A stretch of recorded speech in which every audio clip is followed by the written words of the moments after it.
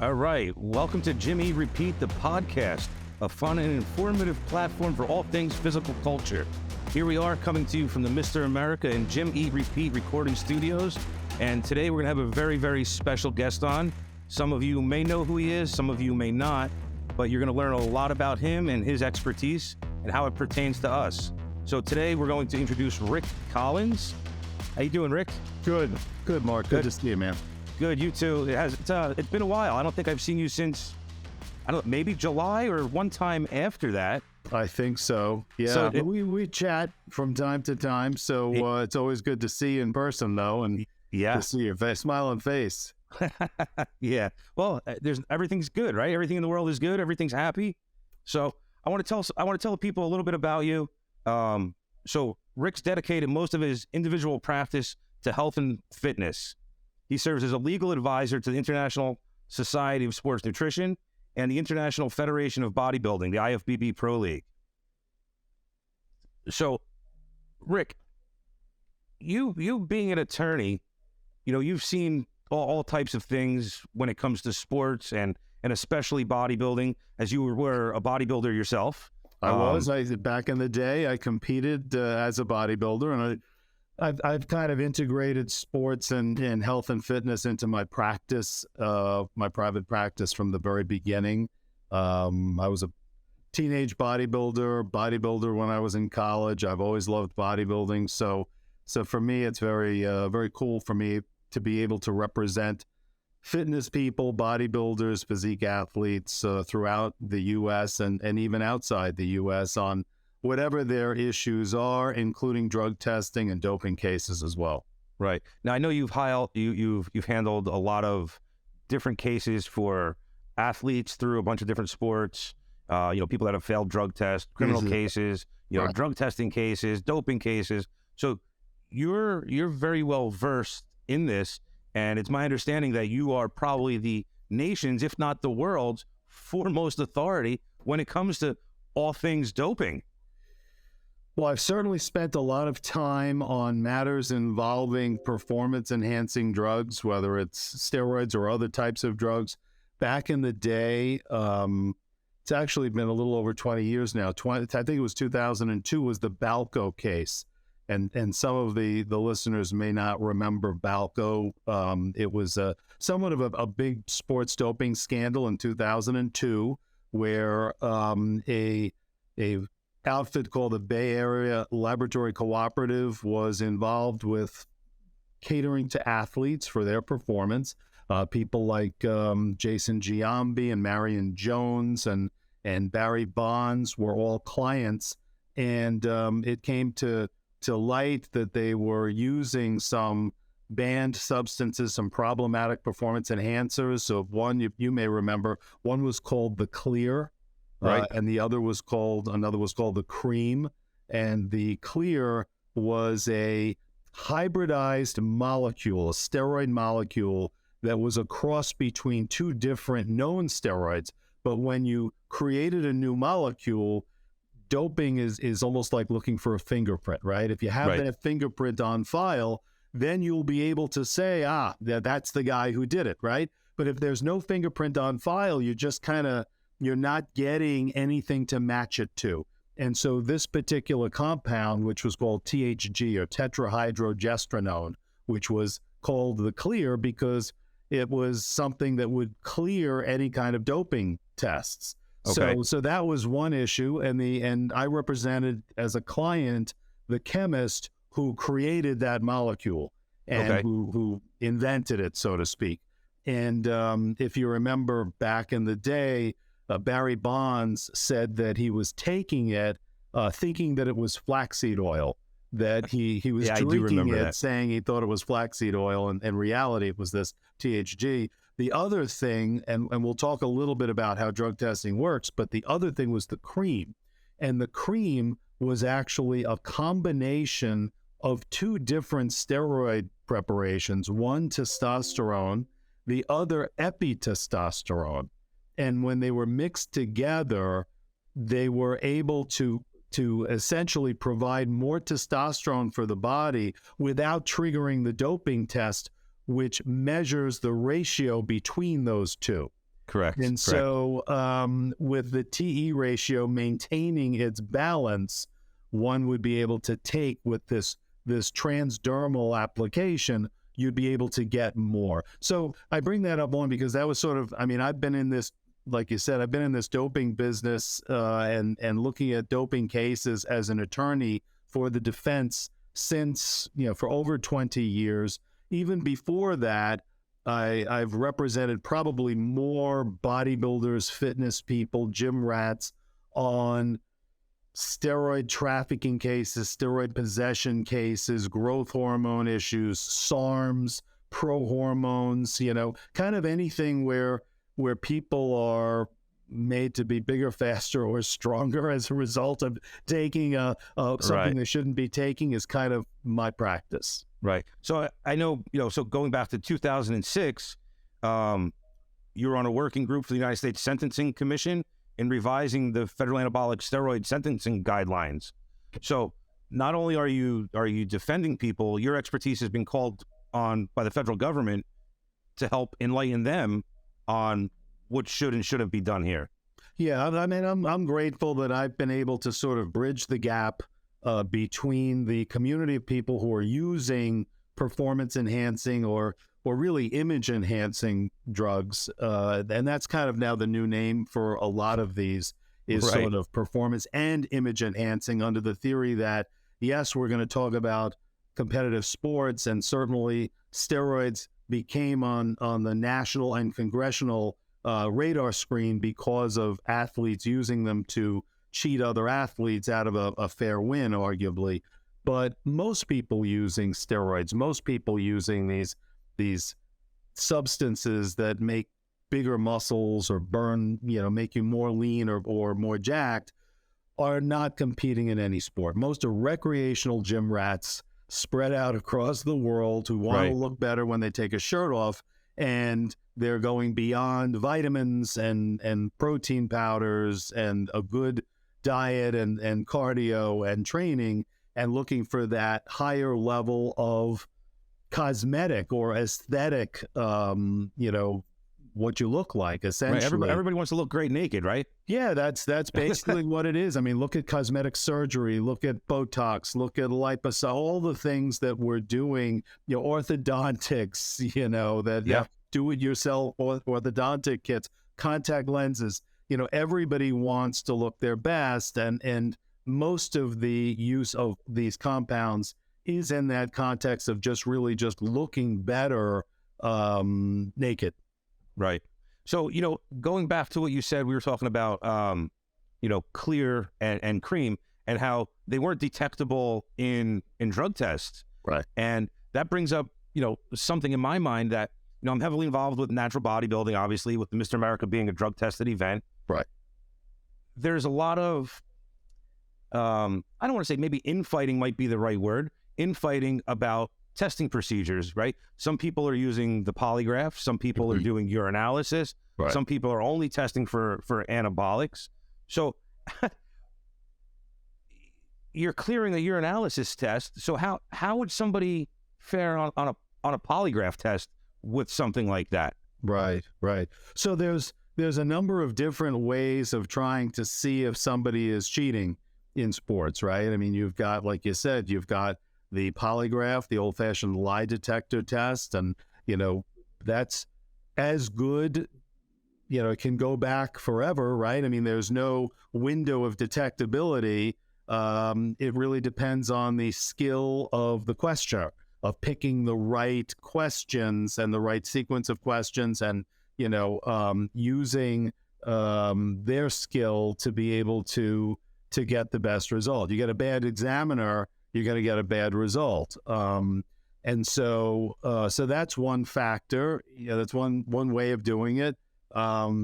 There's the, urine testing. That's sort of the gold standard for most urine tests. If you for most testing for drugs. I mean, if you go to a workplace testing situation, maybe you're a cop, maybe you're a police officer, and you're going to be tested, they'll usually use urine testing. Most sports, the NCAA, Olympics, they all use urine testing.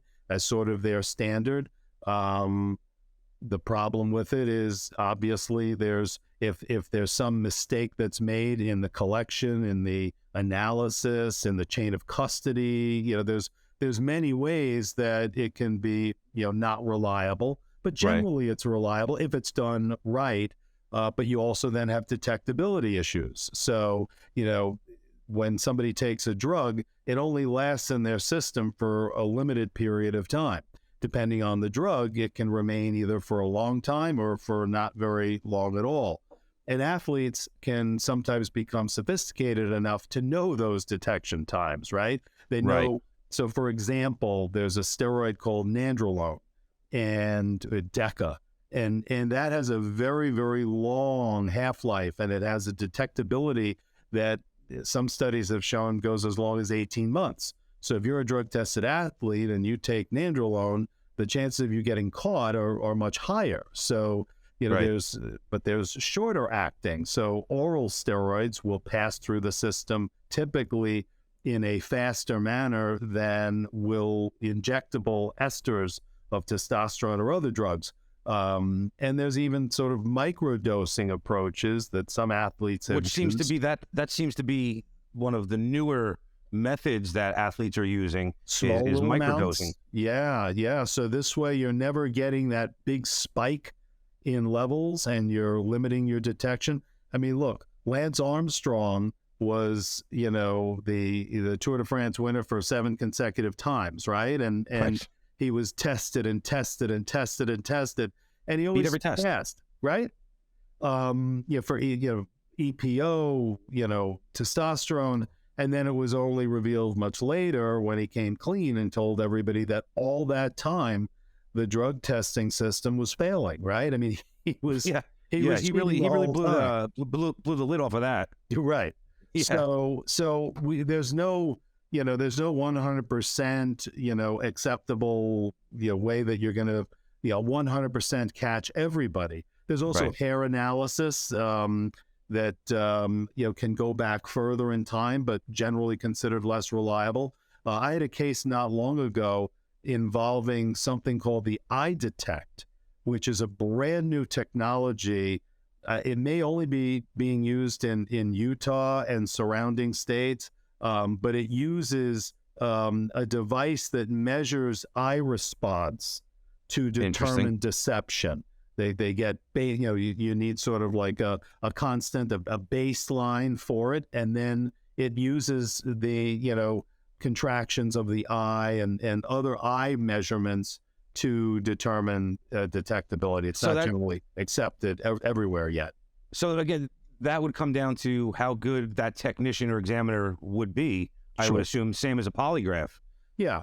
And the same to some degree as in collection and transport. So if you don't properly collect the sample, there's integrity issues and reliability issues. And when I say collect the sample, so the standard process, let's say you're a drug-tested athlete and you want to compete in a sport and you're going to have to submit to a drug test. Typically, what would happen is that you would urinate in a container in front of somebody to make sure that you weren't maybe using somebody else's urine or in some way scamming. You remember a few years ago, there was a device that was being used by some athletes called the Whizzinator. Yeah. So I know somebody got actually caught with that a couple years ago at an event. Right. So it was literally a fake penis that was sold in different shades to match the skin tone of the athlete. And it contained clean urine. And if the athlete took it out, whoever was the collection observer would see what looked like a legitimate passing of urine.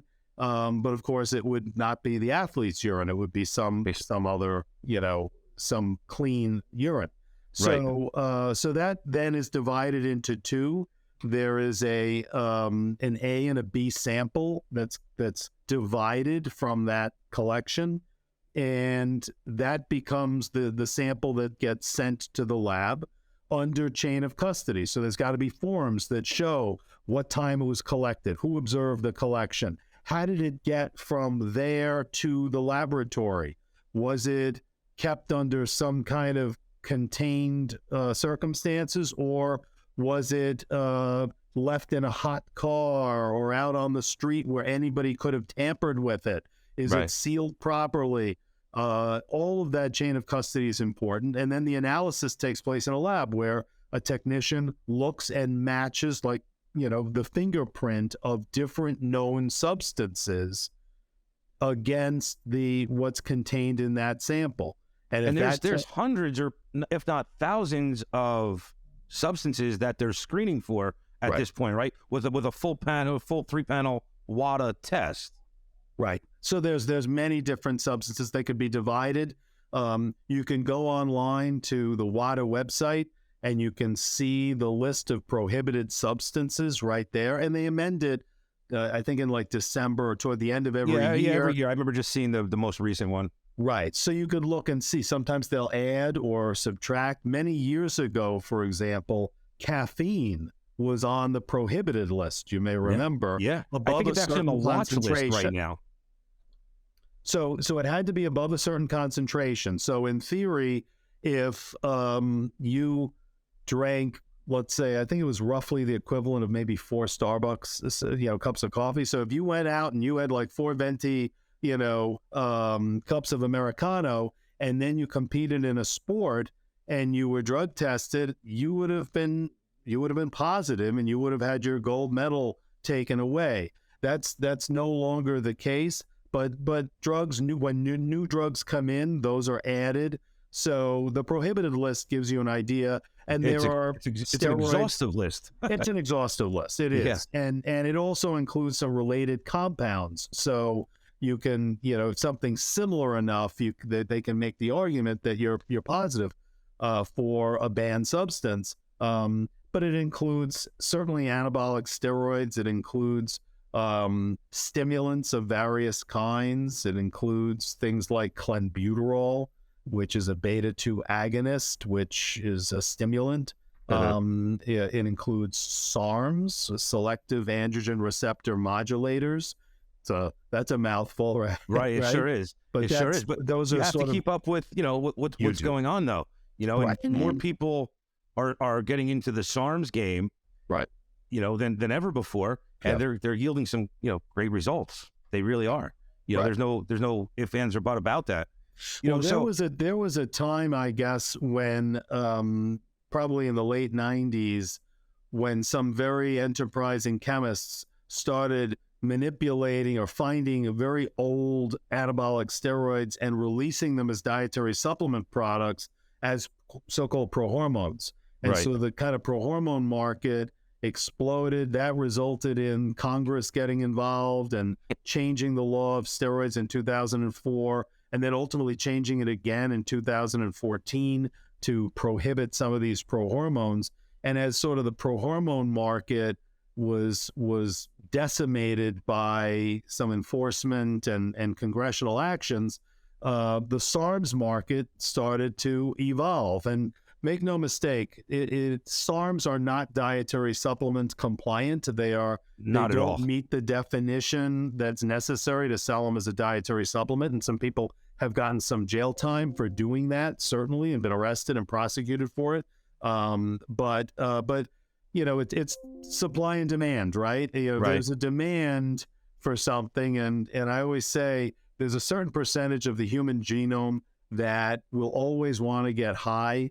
So no matter what drug laws you put into place, there's still going to be people who want them and some people who'll supply them. And similarly, there's a certain percentage of maybe our community who wants to be jacked. Right. And you can outlaw whatever you want, but they will replace with something else, anything to kind of, build that muscle, to get a six-pack, to look better on the beach.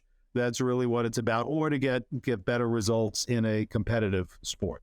Right. So, you were talking earlier also about, how long the detection time of certain drugs. So I know this past year and last spring, going into Major League Baseball season, spring training, there was over 24 athletes in Major League Baseball that tested positive for DHCMT, and it's a long-term metabolite. So they all obviously swore up and down, we didn't take anything. So I believe they may have concluded that it was in a supplement somewhere at some point in time. And, they changed limits and what's acceptable and what's not. But what are these long-term metabolites? How does an athlete, know if, something they took 5 years ago that it was in there? Right. Yeah. So, certainly there's a certain percentage of athletes who, when they get caught with a doping allegation, will say, I got it from a supplement, right? It's like the dog ate my homework. I'm not responsible. And for example, in the NCAA, like in many sports, if you have no fault or some limited measure of fault in what shows up in your body, there can either be an exoneration or very often maybe a reduced, maybe half a season instead of a full season. So there'll be reduced penalties. But the basic idea of drug testing and the system that enforces it is completely different than what we as criminal defense lawyers see, right? And what the public knows in terms of criminal defense. So in criminal defense, you're entitled to a trial. Right. You're presumed innocent. You're presumed innocent up and until a jury finds you otherwise, right? The burden of proof is on the prosecutor to prove the case. And so you have, as the accused, all of these advantages. In drug testing and doping cases, everything is turned on its head. You come back as positive in your A and your B sample, and you're deemed to be guilty. And you have the burden of proof of digging your way out from that. And it's what's called a strict liability standard. And that means basically that if it's in your sample of urine and it came from your body, you're accountable for it, and we don't care where it came from. Now, obviously, if somebody injected you with DECA while you were asleep and you have a camera showing that that's what happened, that your competitor sabotaged you, yes, it's in your body, but you wouldn't be accountable. But other than like crazy situations like that, you're responsible for what's in your body. And so one of the things that most sporting agencies, organizations will say, including college sports and many other, is supplements can be contaminated. And if you choose to take them, you do it at your own risk. So be careful what you're taking, know what you're taking, know what's going in your body, because we're not going to necessarily accept as a defense you say, well, I must have taken something a few years ago or last month or whatever. And so you really are at risk. There are some ways of mitigating that risk. Let's really explore that. Okay. I've been really pushing, athlete safety for a whole host of reasons, in light of the Washington Post articles and, athletes dying and athletes, laying up comatose in bed, and in the natural world, most people are righteous. They're doing the right thing. They want to do the right thing. They're trying to live a healthy, natural lifestyle. Right. But, they're going to go buy nutritional supplements. Right. And then, they're going to go compete. They're living their best life. And boom, all of a sudden, there's something in them that they claim they've never taken. Right. And, what are they supposed to do at that point? Yeah. Are you supposed to save each and every container, or buy multiples of everything that you're going to use? Yeah. What are they supposed to do? It's terrifying, right? I mean, like you say, an athlete is making a choice to be very careful about what they put in their body, everything. They want to be natural. They don't want to be enhanced with any chemicals. And now suddenly there's a chemical in their body that they got out of something that it shouldn't have been there.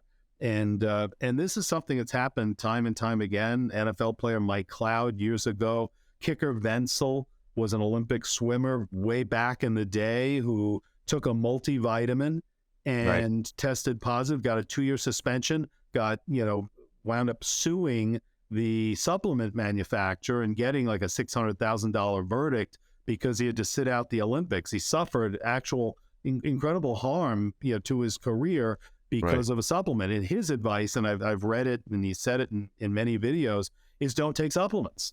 Right. And I guess if you've been burned that way, I could understand it. I had a case a few years ago involving the #1 ranked middleweight boxer in the world, Sam Solomon, an Australian former kickboxer, now boxer, great guy.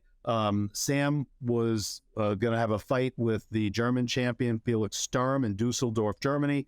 He wanted to take a supplement that would give him a little more energy, but as a drug-tested athlete, he was very leery about what he was going to take. And he went into a store, a vitamin store in Australia, and he told them, listen, I mean, it would be like, a celebrity and a celebrity boxer here in the U.S., everybody in Australia. So they knew who he was when he showed up. And he said, listen, I'm a drug-tested athlete. I can't take anything that would be a problem. But I want something for a little bit of energy, a stimulant, but nothing that would, in any way be a problem. And so they recommended a particular supplement. He took the supplement.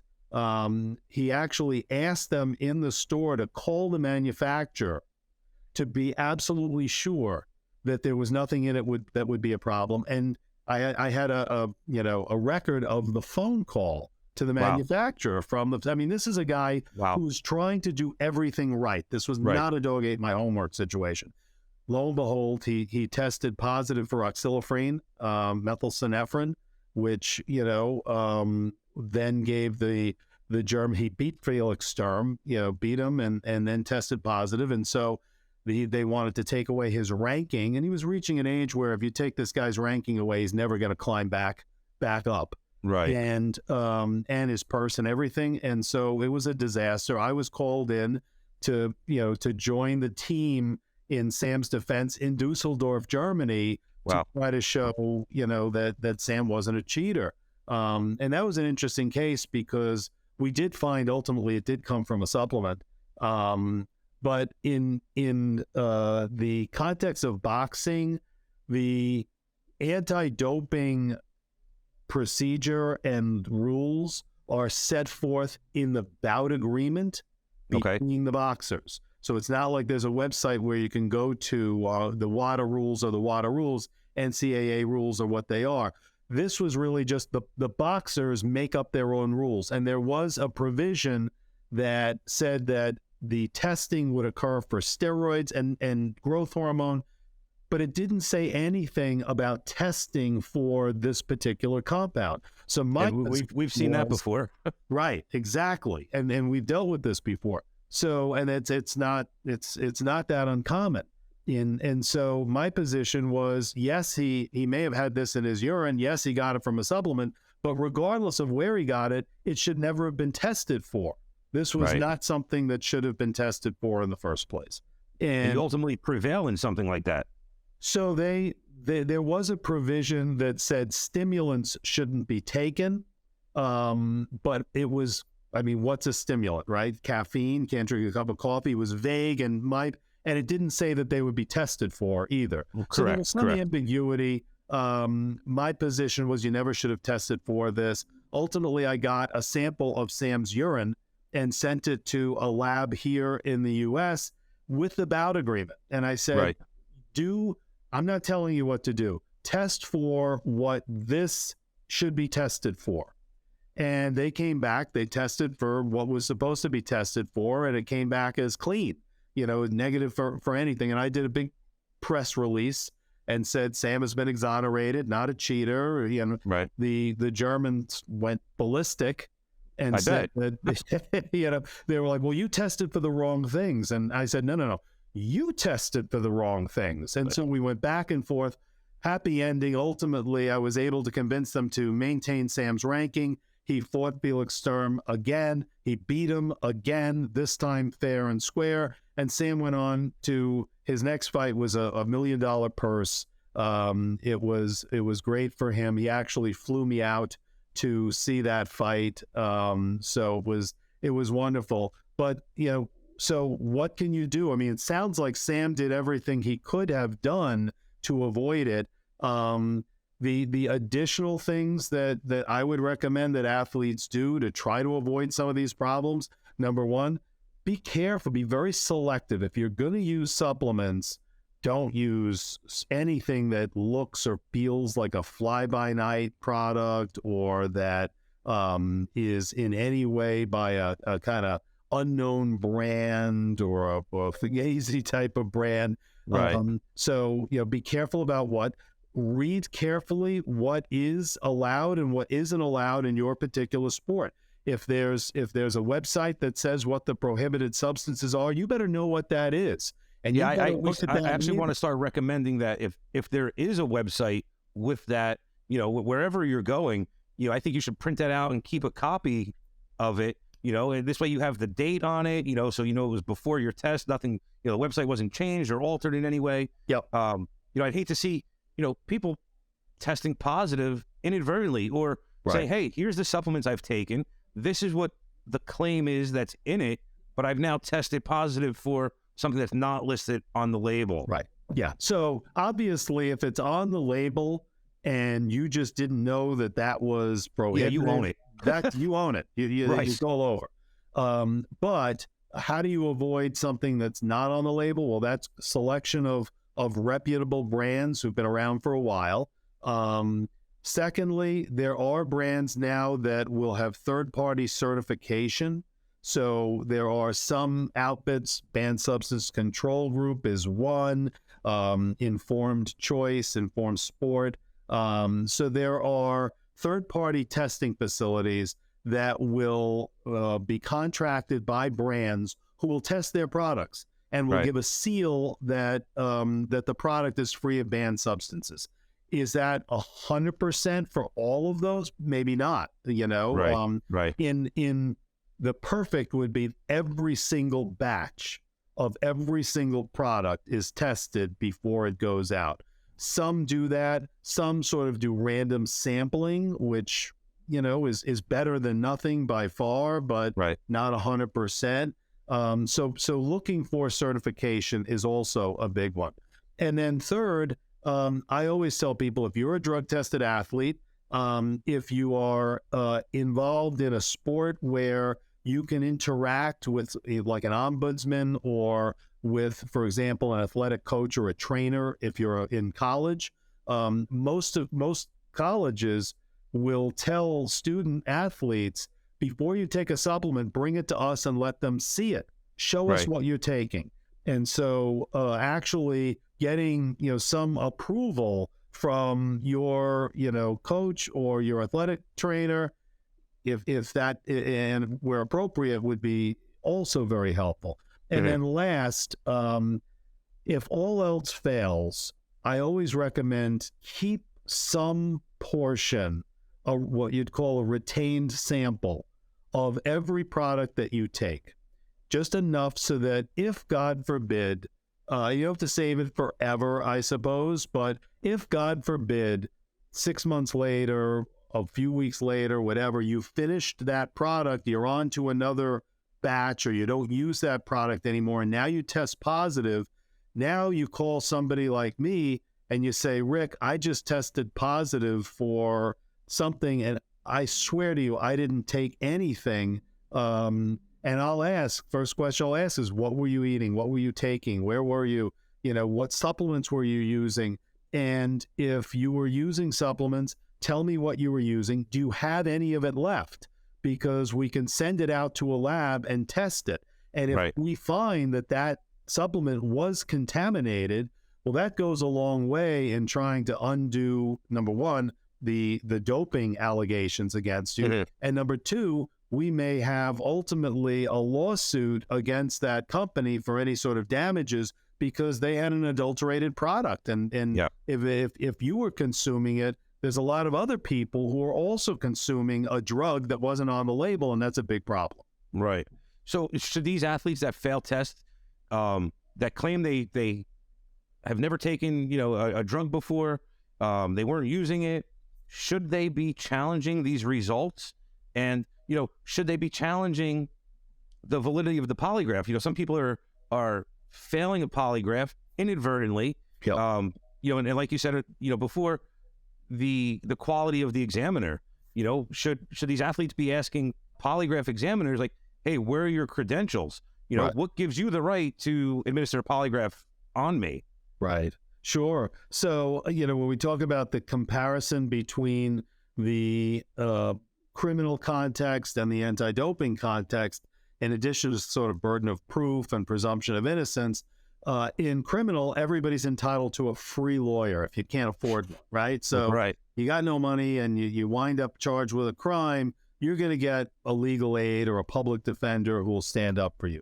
Right. That doesn't work in anti-doping. There is no automatic right to counsel. So for people who are, certainly for a high-profile athlete, for somebody who's a professional athlete, they're going to reach out to lawyers, and those lawyers are going to challenge. They'll challenge the qualifications, the every sort of chain of custody issue, the analysis. They'll hire their own experts to look at what was done, to find problems. And you and I, we've looked at some of these issues before, you know, scouring, did they analyze it properly? Are there inconsistencies in the reports, in the documentation package that's provided?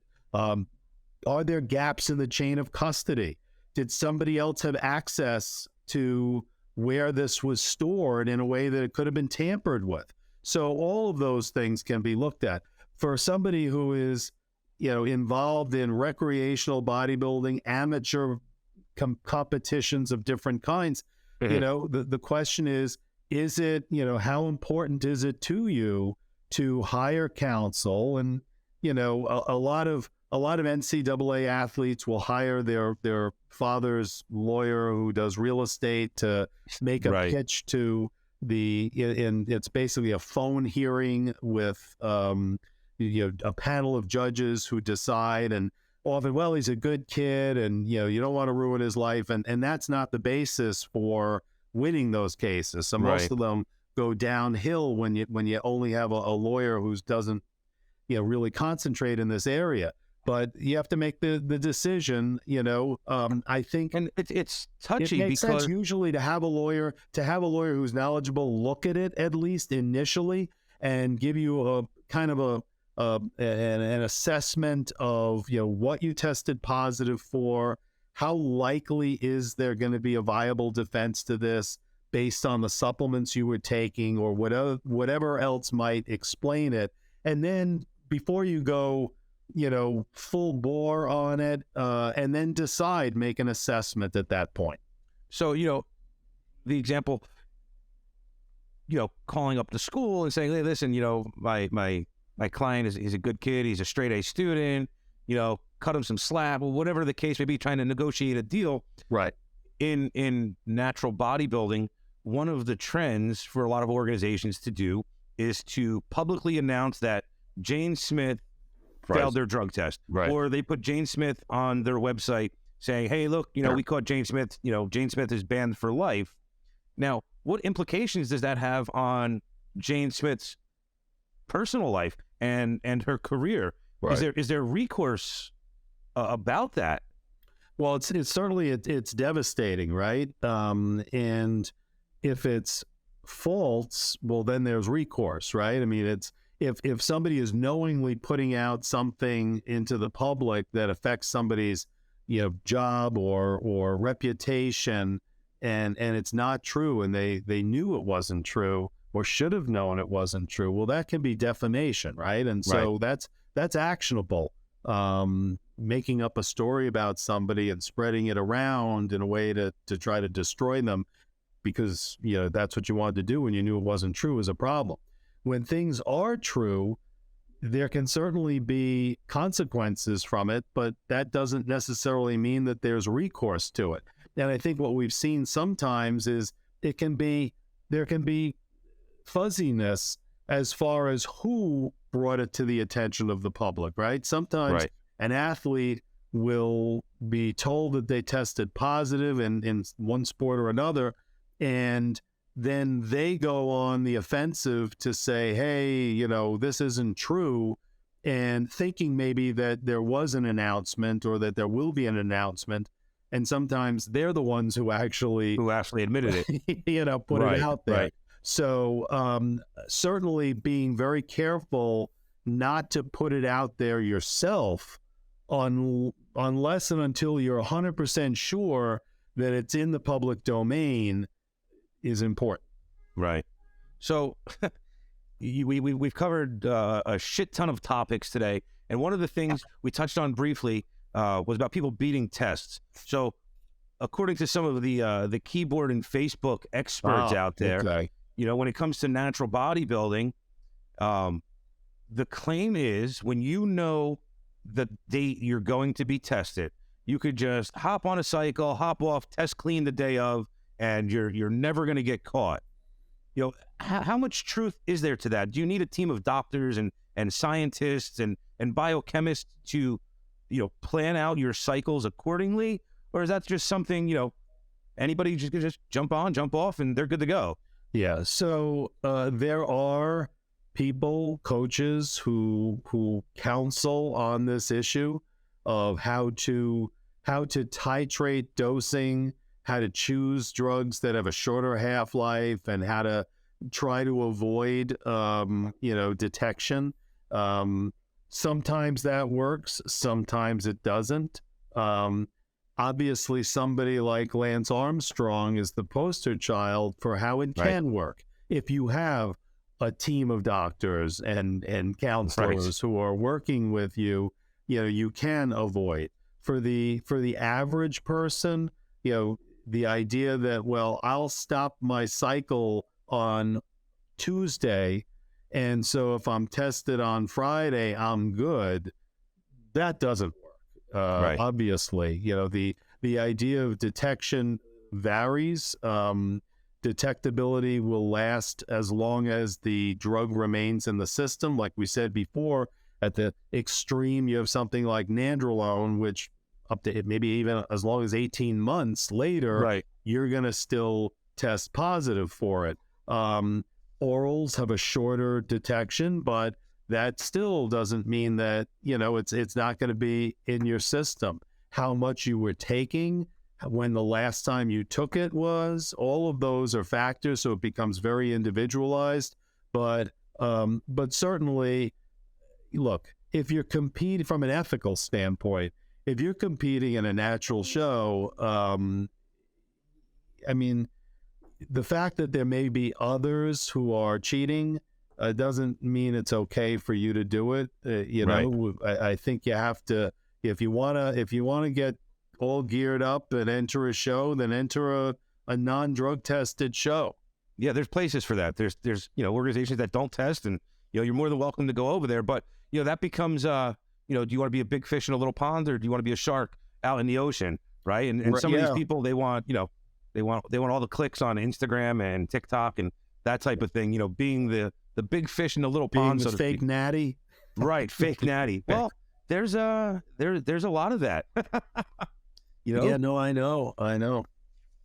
All right, Rick, this was, really, really great. I think I covered, everything that I was looking to cover. Right. You gave out a ton of information that I think athletes should, probably save this episode and do some of the things that you mentioned, like, saving samples of your supplements, at least until you get your drug test results back for a particular show. Yep.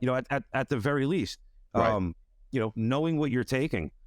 And it goes beyond just athletes too, because I've represented a lot of police officers and others who are subject to the same testing, and particularly in law enforcement, there's a concern about undue force or excessive force that might be used if somebody were on a cycle of gear. So there are police departments that test, and so all of these same caveats apply there. I represented not too long ago a police officer in a big metropolitan police department who tested positive for clenbuterol, and they wanted to take his job and his pension away, and he got it inadvertently through a supplement, and so we were able to ultimately I wound up trying the case and winning that case, but you need to be aware that you're taking supplements at your own risk, and that there are some measures you can take to try to limit that risk.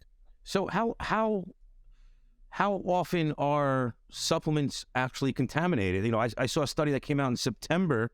They took 20 random supplements, 16 of them tested positive for banned substances. Right. That's, what's that, 75, 80%? I've seen different studies that have different numbers, but it certainly happens. You know, it probably was even happening more back when prohormones were on the market, but certainly it's still happening. And it can happen for a number of reasons, right? It's, you know, so the raw materials that make up the supplements that we take often come from Asia, mostly China. And there can be contamination in those raw materials. Or in some cases here in the U.S., the manufacturing process conflates different substances. So they're doing a run of one thing, and maybe they're doing a SARM in their facility, and they don't properly clean the equipment. And now a little of that SARM gets into a multivitamin. And so somebody taking the multivitamin thinks they're perfectly fine, but there's a SARM in it. There's also issues where the label doesn't say what is in it and should. And then lastly, there are situations, you may, years ago in the supplement industry, there used to be a term called pixie dusting, where they would put, you know, they'd essentially spike a supplement with something to give it a kick and have more effect, maybe a stimulant, something like that.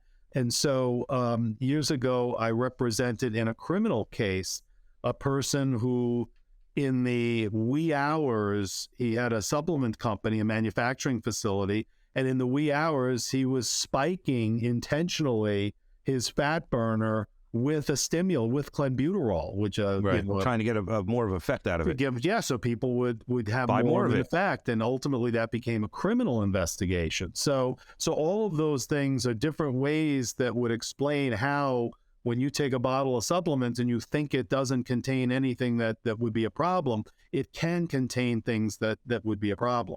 Yeah. You know, athletes, you know, they really have to be careful on what they're taking and you know, really do their homework. And, you know, there's websites out there like you and I have talked about before.